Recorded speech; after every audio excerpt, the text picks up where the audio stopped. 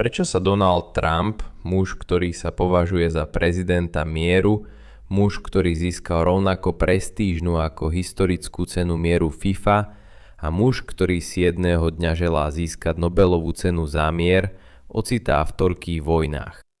Jeho prvé funkčné obdobie takéto nebolo. V Sýrii uskutočnil niekoľko útokov a tiež dal zabiť jedného z najvyšších vojenských predstaviteľov Iránu. Ale vyhol sa začatiu akýchkoľvek veľkých nových nepriateľstiev. Prvý prezident, ktorý to urobil, aspoň od čias Reagana, v závislosti od toho, ako to chcete počítať, tentoraz mal Pentagonu niečo viac práce. V marci 2025 prebehla dvojmesačná vojna proti Húsiom. Potom v júni jednodňová operácia proti iránskemu jadrovému programu. Potom nasledovalo dlhé obdobie protikartelových operácií pozdĺž pobrežia Venezuely, ktoré vyvrcholilo zadržaním Madura v januári. Teraz máme vojnu s Iránom. Okrem toho pridal niekoľko ďalších obmedzenejších útokov, aby zaplnil niektoré medzery. Máme tiež nejaké intrigy, ktoré sa rozvíjajú na Kube, ale o tom si porozprávame inokedy. Pred operáciou epická zúrivosť, ktorá sa mi nejako automaticky opravila na operáciu septická zúrivosť, fúha, Trumpovi priaznivci America First bola ochotná znášať jeho novú doktrínu. Možno to nebol ten izolacionizmus, ktorý si predstavovali, ale vojenská stratégia si vyžadovala len obmedzenú prítomnosť. Nech už Spojené štáty urobili čokoľvek, príliš sa v regióne neangažovali a pre krajinu hrozilo len malé riziko. Toto nebolo opakovanie vojen z éry Georgea W. Busha. Teraz prieskumy ukazujú, že len zlomok Trumpovej základne MAGA sa odštiepil kvôli vojne s Iránom. Ale títo sklamaní jednotlivci si aj tak kladú už spomínanú otázku. Ako sa prezident mieru zapletie do toľkých konfliktov? Dnes chcem rozobrať 3 problémy s predstavou Donalda Trumpa ako prezidenta mieru, ktorá by v praxi viedla k menšiemu počtu vojen. Poprvé, predpoklad prezidenta mieru tu nemusí byť úplne presný. Po druhé, logické spájanie toho, že niekto má rád mier a preto bude viac mieru, zásadne nepochopilo príčiny vojen. Áno, budeme mať nejaké čiary. A po tretie, väčšia nechuť voči vojne môže za určitých okolností dokonca spôsobiť viac vojen. Áno, bude viac čiar. Ak tu zostanete dosť dlho, pustím sa do šialeného výlevu o Nobelovej cene za mier a zdanlivej iracionalite Trumpa. Ale poďme rýchlo spochybniť ten počiatočný predpoklad, že Trump je mierový prezident. Nie som si úplne istý, ako túto myšlienku definovať, okrem toho, že Trump neprikladá takú hodnotu určitým typom medzinárodných výsledkov, ako by to robil tradičný washingtonský konsenzus. Vlastne si myslím, že je rozumné veriť, že to je pravda, aj keď je rozsah toho prehnaný. Napriek tomu môžete vidieť tú prehnanosť v koalícii, ktorú Trump vytvoril, aby vyhral prezidentské voľby v roku 2024.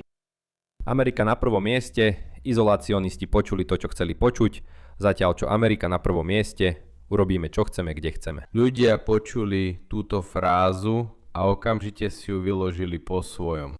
Aj keď tieto dve veci sú v rozpore jedna s druhou.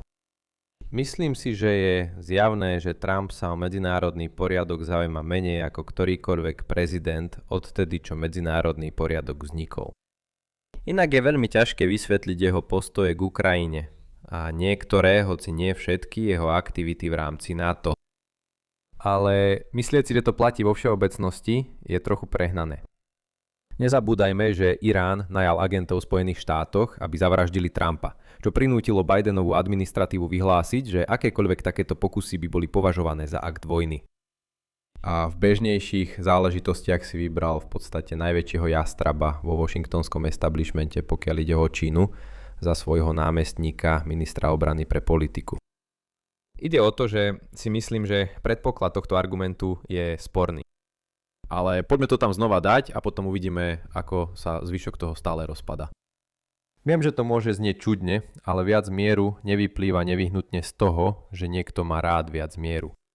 Ak ste už so mnou prešli touto témou viackrát, viete, že na vysvetlenie toho, prečo môže dôjsť k akejkoľvek vojne, potrebujete prekážku v rokovaniach. Je to preto, že vojna je nákladná a obe strany by na tom boli lepšie, keby dosiahli dohodu zodpovedajúcu očakávanému výsledku vojny. Takéto dohody sú blízke tomu, čo by priniesol boj, ale nespôsobujú, viete, masovú smrť a deštrukciu.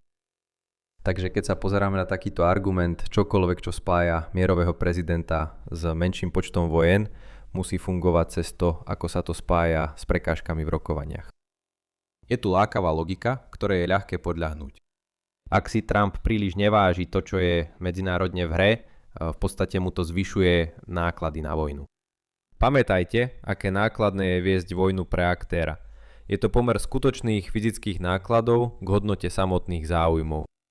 Ak si myslíte, že záujmy sú nízke, potom vnímate náklady na vojnu ako vysoké. To by naznačovalo, že Trump má väčšiu neochotu viesť vojnu a preto sa rozširuje rozsah vzájomne priateľných dohôd. Väčší priestor na vyjednávanie, ľahšie dosiahnuť dohodu. Správne? No, vo veľa prípadoch je to pravda. Veľkosť priestoru na vyjednávanie je dôležitá. Ale vo všeobecnosti neplatí, že väčšie je lepšie, ako si o chvíľu vysvetlíme. Najprv je tu však naliehavejší bod, ktorému sa musíme venovať. Aj keby sme si mysleli, že mierový prezident znižuje vplyv prekážok v rokovaniach, čo potom vedie k menšiemu počtu vojen, stále nemôžeme dospieť k záveru, že samotný Trump v praxi znižuje konflikt. Je to preto, že zároveň implicitne predpokladáme, že Trump drží všetky ostatné faktory nezmenené. A nemyslím si, že Trump drží všetky ostatné faktory nezmenené. Aby som objasnil rozsah toho, o čom tu hovorím, chcem túto diskusiu obmedziť len na položky týkajúce sa Trumpa. Je tiež pravda, že sa teraz nachádzame v nebezpečnejšom bezpečnostnom prostredí ako pred 10 rokmi, bez ohľadu na to, čo urobil Trump. A myslím si, že to pomáha vysvetliť niektoré rozdiely medzi prvým a teraz druhým Trumpovým obdobím. Ale ak sa zameriame na problémy špecifické pre Trumpa, Trump vytvára prekážky v rokovaniach. Nehovorím to ako nejaký provokatívny komentár, že vytvára problémy tam, kde nemusia byť. Toto nie je rozhovor o jeho povahe. Skôr tým myslím, že je vo všeobecnosti ťažko čitateľný a to sťažuje komukoľvek, či už spojencom alebo protivníkom pochopiť, aká je jeho minimálna priateľná pozícia pri rokovaniach. To vedie k viacerým situáciám, keď Spojené štáty vedú vojny, pretože protistrana si nie je istá, čo má požadovať v rokovaniach. Môžeme sa ocitnúť v situácii podobnej tej Stakos, kde je ochotný ustúpiť takmer vo všetkých otázkach, o ktoré ide, alebo môže byť dosť rozhodný a ochotný bojovať, pokiaľ jeho protivník neurobí vážnu ponuku. Ak si protivník myslí, že v Bielom dome budú mať dnes večer na večeru tacos, potom predloží tvrdú požiadavku. Ale potom skutočne rozhodnutý Trump odmietne. Nasleduje vojna. Aby sme to zhrnuli. Predstavte si, že Trumpovi záleží o niečo menej na medzinárodných výsledkoch ako jeho predchodcom. Ale vnáša do situácie oveľa viac neistoty. Potom je možné, že tento druhý efekt preváži. Pôvodný argument sa rozpadá, pretože neberie do úvahy celkový Trumpov efekt. Bohužiaľ, môžem ukázať, že problém sa nejako ešte zhoršuje. Porovnávanie veľkosti vyjednávacích rozpätí nám nič nehovorí o pravdepodobnosti vojny, pretože nešpecifikuje žiadny mechanizmus, ktorý spôsobuje zlyhanie vyjednávania. A niekedy môže menší záujem o medzinárodné výsledky viesť k väčšiemu počtu vojen. Dovoľte mi to vysvetliť. Predstavte si, že žijeme vo svete neistoty, kde Irán nepozná Trumpovo minimum. Možno je to preto, že nie je jasné, aké veľké sú zásoby amerických zbraní. A preto by boj v Iráne mohol mať nejasné negatívne vedľajšie účinky na ďalšie americké záujmy. Napríklad na schopnosť neskôr bojovať proti Číne. Za týchto okolností je hlavným faktorom, ktorý rozhoduje o tom, či dôjde k vojne, rozdiel medzi dvoma Trumpovými možnými skutočnými minimálnymi požiadavkami. Tento rozdiel nazývam mierová prémia. Je to preto, lebo je to suma, ktorú musí protivník preplatiť menej odhodlanému typu Trumpa, aby zabezpečil, že viac odhodlaný typ Trumpa príjme návrh. Preto z pohľadu protivníka vyzerá riskantný návrh menej atraktívne, keď je mierová prémia malá. Je to preto, lebo riskuje vlastné vojnové náklady, aby mal malú šancu získať nejakú dodatočnú časť toho, o čo ide. Ale toto dodatočné množstvo je malé. Nie je práve výhodná stávka. No, pred pár rokmi jedna z vecí, ktoré moje akademické alter ego, ktoré má seba úctu, objavil, pamätajte, on je v skutočnosti profesor a skutočne teoretik hier, je, že mierová prémia je väčšia, keď lídrovi menej záleží na tom, čo je v hre. Za predpokladu, že možné fyzické náklady vojny zostávajú rovnaké. Trump, ktorému veľmi záleží na tom, čo je v hre, by mal možné minimálne hodnoty, ktoré vyzerajú takto. Zatiaľ čo Trump, ktorému na tom, čo je v hre príliš nezáleží, by mal možné minimálne hodnoty, ktoré vyzerajú takto. Intuitívne platí, že čím viac sa Trump zaujíma, tým viac sa obe tieto možnosti približujú k očakávanému výsledku vojny, pretože je vo všeobecnosti ochotnejší znášať akékoľvek skutočné náklady. Rovnako tak sa tieto možnosti rozširujú smerom von, keď Trumpovi na tom vo všeobecnosti menej záleží. Kľúčové však je, že mierová prémia je menšia, keď sa Trump viac zaujíma, a väčšia, keď mu na tom menej záleží.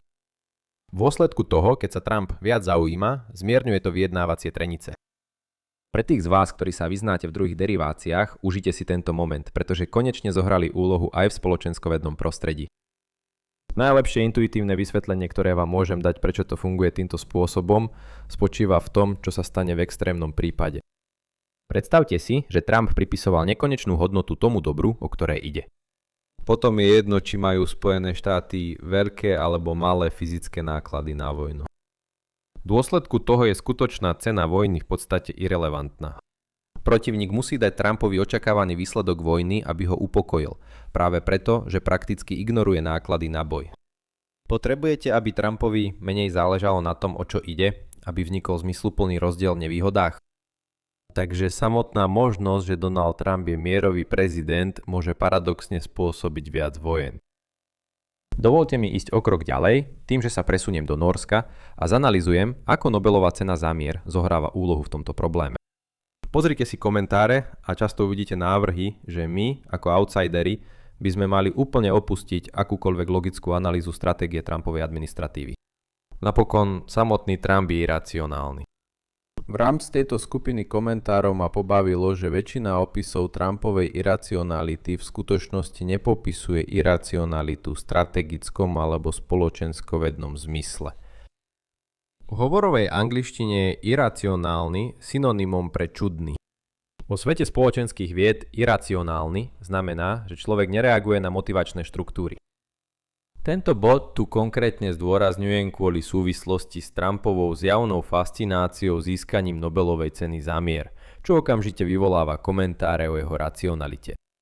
Ale zábavné na modelovaní vyjednávania počas krízy je, že sa nemusíme zaoberať Trumpovými problémami s otcom alebo čokoľvek, čo údajne spôsobilo jeho túžbu po Nobelovej cene. On to jednoducho má. A keď sa zamyslíte nad tým, aký to má vplyv na vyjednávania, jednoducho to spôsobí, že prijatie dohody vyzerá atraktívnejšie. Ale to je matematicky ekvivalentné tvrdeniu, že vojna z jeho pohľadu vyzerá relatívne menej atraktívne. A ako sa ukazuje, už máme relatívnu nevýhodnosť boja v porovnaní s dohodou. Je to náklady vojny. Takže pridať výhodu mieru je to isté, ako ešte viac odpočítať z boja. Možno si myslíte, že jeho pohľad je absurdný a nie veľmi rozumný. Ale praktickým dôsledkom tohto prístupu pri vyjednávaní počas krízy je, že Trump jednoducho znáša vyššie náklady vojny. Je úžasné, čo všetko dokážete matematicky modelovať pomocou jediného plus alebo mínus znamienka. A našťastie to znamená, že teória vyjednávania počas krízy dokáže pokryť oveľa viac situácií, než by vám niektorí neinformovaní komentátori chceli nahovoriť. Je to celkom vtipné, ale môj akademický alter ego má súvisiacu štúdiu, ktorá ukazuje ďalší kontraintuitívny vzťah. Predstavte si, že štáty majú problém odhadnúť presnú hodnotu, ktorú Trump prikladá určitej otázke, o ktorú ide. Potom zvýšenie nákladov na vojnu, vrátanie pridania hodnoty Nobelovej ceny zvyšuje riziko vojny. Logika je tu rovnaká ako pri manipulácii s mierovou prémiou, takže sa tomu dnes nebudem ďalej venovať. Je však zaujímavé, že máme ďalší spôsob, ako môže mier na prvý pohľad vyzerať atraktívnejšie, no strategická interakcia nakoniec toto spojenie potlačí. Takže, aké sú naše hlavné myšlienky na dnes? Označenie Trumpa za mierového prezidenta môže byť zavádzajúce. Aj keby bol, to čo spôsobuje vojnu je prítomnosť prekážok vo vyjednávaní. A je možné, že byť mierovým prezidentom spôsobuje viac vojen kvôli interakciám s prekážkami vo vyjednávaní. Týmto sa pre mňa končí už 31. deň v rade. Už nemám slov, tak si pozrite niečo, čo som už predtým povedal. Mohol by som odporučiť najnovší diel mojej série Úvod do medzinárodných vzťahov, ktorú nájdete na Lines on Maps Extra. V každom prípade, ak sa vám dnešné video páčilo, dajte prosím like, zdieľajte ho a prihláste sa na odber. Uvidíme sa na budúce. Majte sa.